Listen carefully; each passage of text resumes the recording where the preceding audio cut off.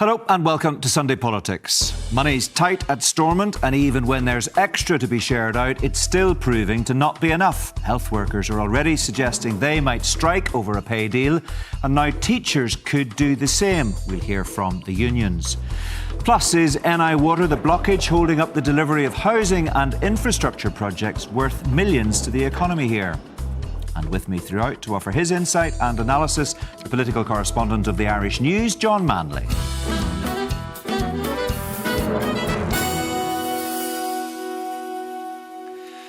Could more strikes be on the way? You could be forgiven for thinking we'd sorted the issue of public sector pay, but maybe not after all. Just days after the latest redistribution of Stormont funding, and already we're looking at the prospect of large-scale industrial action from public sector employees.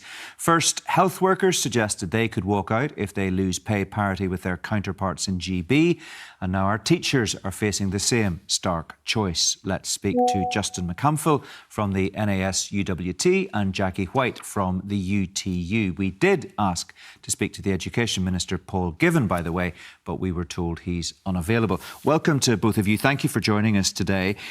First of all, Justin McCamphill, have you any sympathy for the ministers around the executive table for the situation they find themselves in at the moment? Of course I do. We have been pushing the issue of the funding settlement for Northern Ireland for quite some time, along with sister unions within the Irish Congress of Trade Unions. But at the end of the day, we can't accept a situation where teachers in Northern Ireland become the worst paid teachers in the UK. That's why we have made a pay claim for an above-inflation pay award, and we do expect the Minister to deliver on that. You do expect the Minister to deliver on that pay demand, which, as I understand it, is 13.5%. Is that from all of the unions together, or is that just specifically your union? All the unions made a joint claim, and while 13.5% sounds high, I think people need It sounds very high. But I think people need to remember that over the previous 3 years of the previous settlement that we reached, inflation was actually over 21%. So we're looking at pay falling behind inflation. We're looking at pay restoration. We do need to, over the next few years, get pay back to 2010 levels in real terms. But at the end of the day, we make a claim. The other side have to come back with a counter proposal, and that hasn't happened yet. And that's what we're waiting on. And we're clear in terms of where we end up. Needs to be above inflation, and we can't have teachers in Northern Ireland being the worst paid teachers in the UK. OK, that sounds like an admission, Jackie White, from Justin McCamphill that 13.5% is on the table, but there's no real expectation that Stormont could or would meet that. Well, just to be clear, Mark, we broke that 13.5% down. We didn't just, pluck the figure out of the sky. Sure. And we did take into account the public sector pay freezes in the past and the rates of inflation, and also the settlements in terms of our comrades across the water. So we have an expectation from the point of view that that's what we believe that our teachers are worth. Our teachers are a valuable member of society. And when you look at the programme for government, you see the things that the ministers are intending to deliver, things around special needs, things around early education and so on. What you need is a teaching workforce which is properly valued and properly paid at the centre of that. And what we're actually finding at the moment is because of the differentials in pay, we are losing our teaching workforce to other jurisdictions. And we need to get that stabilised, and we need to get that sorted in order to move forward. But you also need to be realistic, don't you? I've no doubt that you have sat down and worked out the 13.5% very carefully. Nobody's suggesting for a minute you've just plucked the figure out of the air, but you've got to be realistic as well. When your counterparts across the water are getting 5.5%, when it looks like civil servants here are going to get 3% and health workers are not going to get the 5.5% that they're asking for, and it's maybe going to be more like 3%. There's a very tight public spending envelope. No minister at Stormont is going to give you 13.5%, and it's slightly ridiculous, is it not, to be seriously putting that on the table? It's not slightly ridiculous to show that you value your teaching workforce. And as I say, that has been based on, due consideration. But as Justin said, the way negotiations work, we've come forward with a claim. We will see what comes back from the Minister. And to be fair, we are expecting to have engagement over the next couple of weeks. We've already had engagement with the department, but at that time, the budgets weren't sorted. So we'll see what they come back with, and then we'll see if we can reach an agreement. What is the nature of your engagement, Justin McCampbell, with the Minister Paul Givan at this stage? Pay in Northern Ireland is negotiated at the Teachers Negotiating Committee. The Minister isn't personally in the room. We negotiate with his officials and the employers, so the Education Authority, CCMS, etc. But they have to operate under the pay remit provided for by the Minister. So the Minister is indirectly involved. He needs to prioritise the money so that our employers can enter that negotiation with us. Yeah, it's not a great start, though, to hear that Paul Givan has said it was with disappointment that he received the notification from the unions of their intention to ballot for potential industrial action, adding that any pay award must be affordable. I mean, those brief comments suggest that he's not about to offer you 13.5%, and he's not best pleased that you're already suggesting this could lead to strike action. I'd expect him to respond in that way. Most ministers would. But at the end of the day, we have a responsibility to our members. We should have had something on the table at the start of September. Teachers in England and the rest of the UK had pay offers in June. They had the money in their pockets in September. There's still time for the Minister to make an offer to avert strike action and action short of strike. It will take a while for us to finish our balloting processes. So there's still time for the Minister to come forward to make sure that teachers in Northern Ireland aren't the worst paid in the UK. Have you asked for a face-to-face meeting between the Minister and his senior officials and your group of representatives who speak for the teaching profession? No, but we have met with senior officials separately from the negotiation meetings. But we do engage regularly with the Minister's senior officials. OK, which, it's not maybe the norm for you to be sitting down and talking to him face to face, but do you think that would that help under the circumstances? Because these are very unusual circumstances. Of course it would help, and we would meet with the Minister any time. And we have met with him. Have you asked specifically to meet with him in the past? No, we haven't. Right, OK. And is that something that you think you should be considering at this stage? If you're threatening potential industrial action, potential strike action, with all of the disruption that will cause to our schools and for families, and in particular vulnerable families, would it not be the very least you would need to do to be seen to be trying to sit face to face across the table from the Minister, who ultimately holds the purse strings here? I think it's just because, as Justin has referenced, the fact that that's not our normal procedure within our negotiating. 13.5% isn't the normal No, it's pay not. claim. And we are happy to meet with the Minister at any time, and we have sought meetings with the Minister on other issues. And we would be happy to meet with the Minister, but we do have an established pay negotiating structure as well, and we expect that to move forward, and they represent the views of the Minister, but meeting the Minister is never a problem. Yeah, Mike Nesbitt, and we were talking about this on The View on Thursday night, seems to be suggesting that he cannot meet the 5.5 pay demand for the health unions, and that would be parity with workers across the water.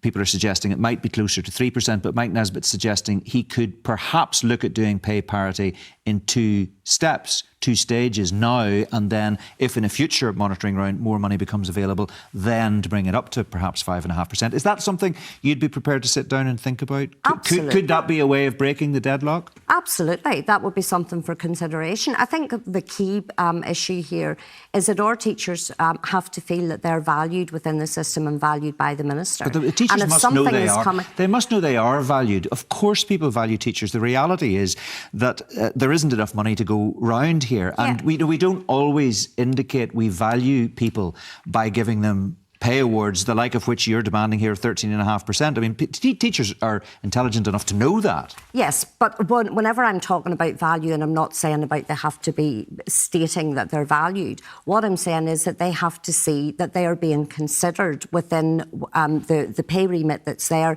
and within the decisions that are being taken. Yeah. And at this point, they haven't felt that has been taken under consideration. The Health Minister had said very clearly about considering the pay within the envelope.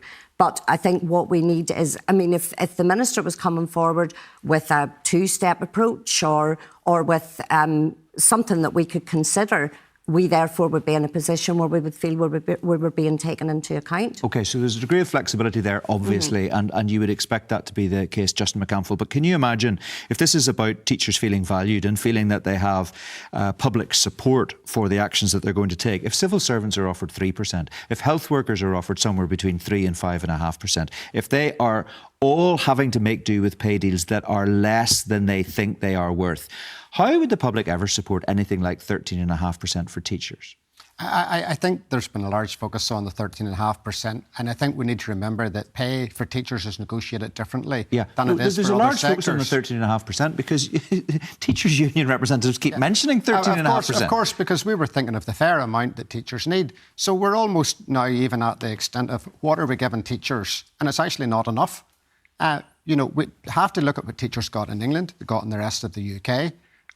There is no circumstances in which our members would accept a situation where they will be the lowest paid teachers in the UK. OK, but we do have to bear in mind, of course, that there was a deal last March which offered newly qualified teachers 24.3% increase from the current starting salary of just over £24,000, which meant the starting salary would rise to £30,000 from September the 1st, 2023, plus £1,000 applied to other teachers and leadership pay scales. So there's already been significant movement to address what you would regard as the injustices of the past. I mean, those pay increases were significant, but it's worth pointing out that they were still below inflation for that 3-year period.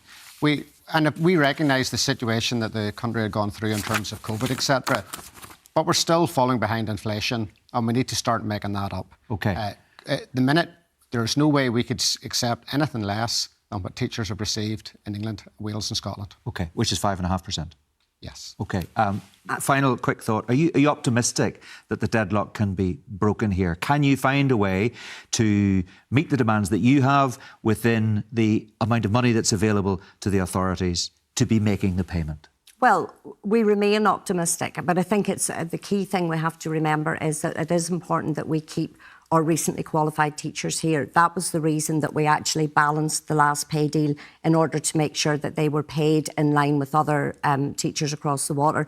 So we do have to take into account that we need to keep our teaching workforce with us in order to move forward. So yes, we remain optimistic. Of course we do. OK, well, we'll see what happens next. I think there are a lot of people who will be following this particular issue very closely indeed. Jackie White, Justin McCampbell, thanks both very much indeed for coming in to join us today. Let's have a first word with my guest of the day, John Manley from the Irish News.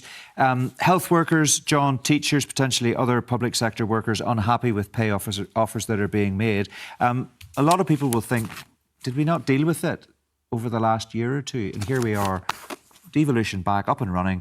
And again, we're talking about potential industrial action. Yes, I'm sure the general public is very surprised that it's like Groundhog Day. It was only last winter that we were dealing with widespread industrial action, and now we're looking at the prospect of the proverbial winter of discontent. I'm not sure that the strike action by the teachers is inevitable. Obviously, the headline figure that Justin and Jackie have quoted of 13% is ostensibly very high, but there does seem some, I think Justin's conceded perhaps slightly artificially inflated to allow some flexibility in there. But inevitably, if the Education Minister does find the funds to settle this pay deal, that will have implications for the schools estate. And we had the Audit Office report earlier this week, that painted a very bleak picture of the schools that our children are being educated in. Yeah, because the reality is the money has to come from somewhere. It does, and there's it's a situation with health, it's a situation with civil servants looking for a pay increase. There is a limited pot. This is a problem as far as education is concerned, a problem as far as health is concerned. The various ministers have got to, I suppose, pitch within the executive to get as much money as they can for their various departments. But there is a question, and we discussed it on The View on Thursday night, as to what extent there is collective responsibility around the executive table about whether or not some ministers were pushing Mike Nesbitt at the start of last week, into a place on his own where they were saying, well, you've got a budget, you've got the money, you work out how you spend it. Now, that slightly changed.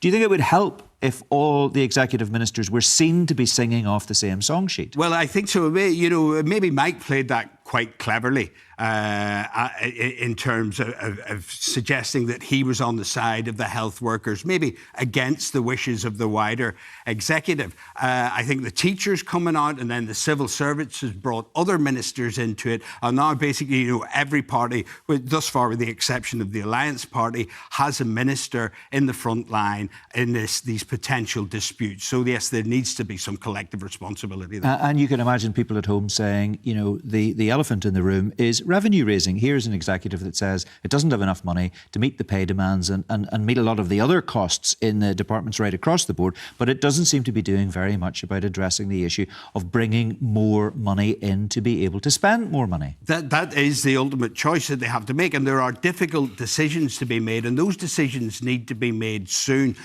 After Christmas, within a matter of months, we will be 2 years left of this mandate. So, any difficult decisions need to be made within the next 12 months, but there's no indication that those decisions are going to be made. OK, John, thanks very much for now. We'll talk to you a bit later in the programme.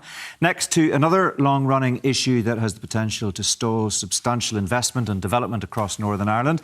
The head of NI Water this week told Assembly members the wastewater system is at breaking point. Sarah Venning painted a dire picture to members of the Infrastructure Committee as they visited a water treatment works in Magherafelt.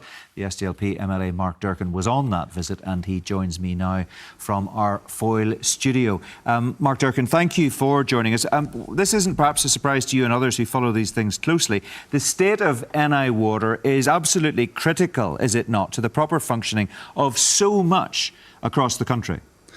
Good morning, Mark. No, this, as you've said, is a long-running issue, and the historic underfunding of Northern Ireland Water is something that's now really coming to the fore. We're seeing the impact of that and the significant constraints that it's causing development, the inability for Northern Ireland Water to keep up with the work that they're supposed to be doing, never mind installing new infrastructure that's essential to new housing, new economic development, as well as meeting the environmental responsibilities that organisation has.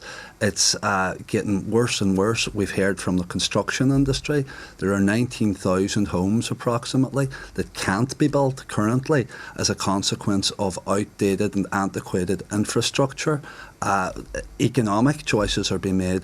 Businesses cannot expand due to issues with water infrastructure, and there are businesses actually taking the decision to move elsewhere or set up elsewhere because of the inability that they have to connect to the network here. So this is a massive issue. It doesn't just affect the Department for Infrastructure, it affects the economy, it affects housing, it affects the environment, it affects all of us, and it really needs sorted out now. Do you think that members of the public really understand that? Your committee has taken evidence from a whole range of expert witnesses who say precisely what you've just said, that in a sense, development and economic growth in Northern Ireland is being held to ransom while this issue remains unresolved. And some of the evidence you have received has been, frankly, eye-popping, has it not? It's been staggering, some of the stories we've heard from the construction industry, from architects, from agents and consultants.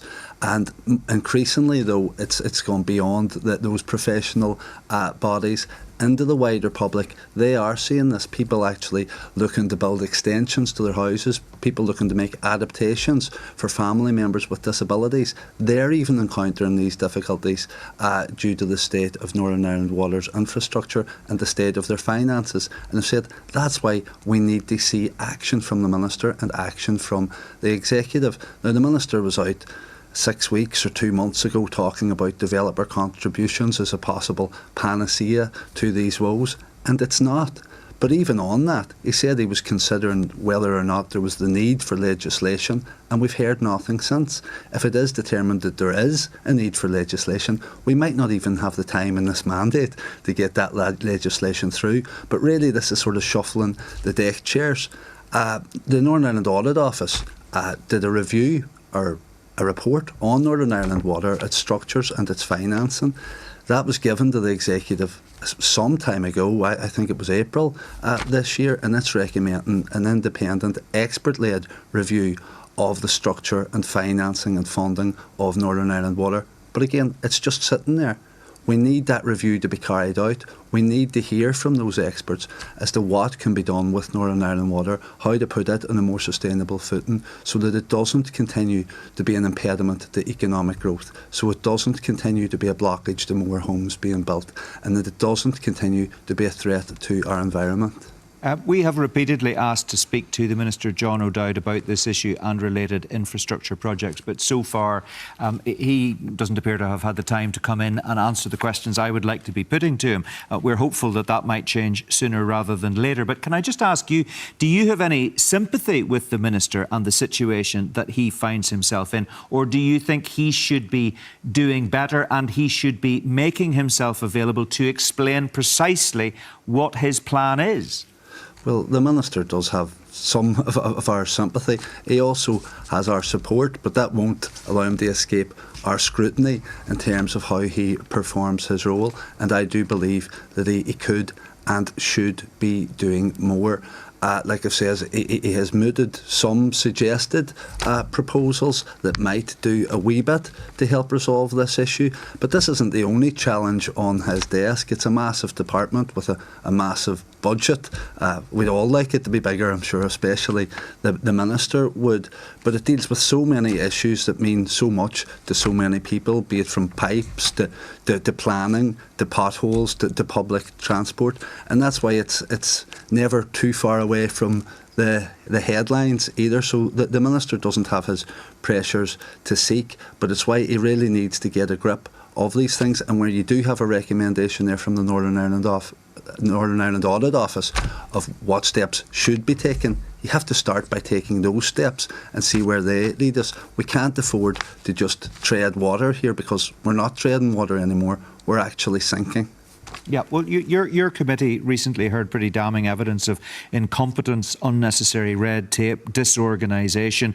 We know it's been widely reported that around 19,000 homes can't be built because the wastewater system currently simply cannot accommodate them being built. And of course, a significant number of those would be social housing projects as well. And then just to move on to another area which is touched by this potentially, I wonder if you're concerned that our issue with our wastewater infrastructure could impact on the 4 city and growth deals which have just been signed off and which potentially could deliver jobs and investment here. But if those projects can't get underway because of a problem within the infrastructure system, none of that is going to be delivered potentially. Well, I've already alluded to the impact that it was having on economic growth, and obviously the city and growth deals aren't exempt from that and won't be either. So, I mean, as well as that, within those deals, there are a number of DFI-led projects. So while we welcome the fact that they've been unpaused, they will actually increase the capital financial commitments of the executive, who've already committed to the A5, which we all welcome and want to see progressed. There's the Stroul campus. There are now additional capital flagship commitments from the executive. And whenever we're committing to them, it's difficult to see where the additional investment in Northern Ireland Water that Northern Ireland Water needs is going to come from in the coming years. That's why this review is essential. It's essential that we get it, it's essential that we consider it, and it's essential that steps are taken to put Northern Ireland Water on that sustainable footing so that we can continue to grow our economy, create employment, build houses for people that need them, and to prosper as a society. Can I just ask you in a couple of sentences, if you would, you were at that site visit at the water treatment works in Magherafelt. What was the standout message you received whenever you and your colleagues were taken around to look at that particular project? Well, we got a tour of the plant, which was very informative and educational and interesting, but the most interesting thing of all was the evidence that we received from the Chief Executive of Northern Ireland Water that painted a very bleak picture of where that organisation is and where we are as a society as a consequence. And the real worrying aspect of that, like I say, is the lack of concrete proposals from the Minister and from the Executive as to how we're going to get a handle of them. Does Sarah Venning have your confidence as the person to deliver the change that needs to be delivered? Just very briefly, if you would. Well, I think Ms Venning is a very capable individual. I think she's leading that organisation well.